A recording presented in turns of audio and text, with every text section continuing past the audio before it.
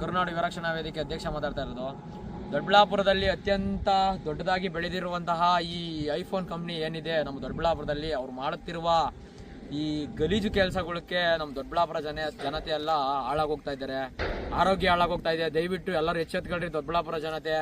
ಈಗ ನೋಡ್ಬೋದು, ನೀನು ನಮ್ಮ ಹಿಂದೆ ನೋಡ್ಬೋದು, ತುಂಬಾ ಅತ್ಯಂತ ಕೆಟ್ಟದಾಗಿ ತುಂಬಾ ಅಂದ್ರೆ ತುಂಬಾನೇ ಹಾಕಿದ್ದಾರೆ ಈ ಜಾಗದಲ್ಲಿ. ಕಸನಾಗಿರ್ಲಿ, ಕೆಮಿಕಲ್ ನೀರಾಗಿರ್ಲಿ ತುಂಬಾ ಬಿಡ್ತಾ ಇದ್ದಾರೆ. ಆದ್ರಿಂದ ದಯವಿಟ್ಟು ಈ ಪಾಪ್ಕಾರ್ನ್ ಕಂಪ್ನಿ ಏನಿದೆ ಅವ್ರು ಎಚ್ಚೆತ್ಕೊಂಡು ಈ ಕೂಡಲೇ ಎಲ್ಲ ತೆರವುಗೊಳಿಸಲಿಲ್ಲ ಅಂದ್ರೆ ಅತ್ಯಂತ ದೊಡ್ಡದಾಗಿ ಹೋರಾಟ ಮಾಡೋದಾಗಿರ್ಲಿ, ಪ್ರತಿಯೊಂದು ಏನಾದ್ರೂ ಆಗಿರ್ಲಿ, ಕಂಪ್ನಿನ ಮುಚ್ಚೋದಾಗಿರ್ಲಿ. ನಮ್ಮ ಕಂಪ್ನಿ ಇದಕ್ಕೆ ನಮ್ಗೆ ಬೇಕಾಗಿಲ್ಲ, ಸರಿನಾ? ಒಂದು ಕ್ಲೀನ್ ಆಗಿ ಕರೆಕ್ಟಾಗಿ ಮಾಡ್ಕೊಂಡು ಹೋಗಿದ್ರೆ ನೀವು ಏನಾಯ್ತೋ ನಿಮ್ ಉದ್ಯಮ ಮಾಡ್ಕೊಂಡು ಹೋಗಕ್ಕೆ ಅವಕಾಶ ಕೊಡ್ತೀವಿ.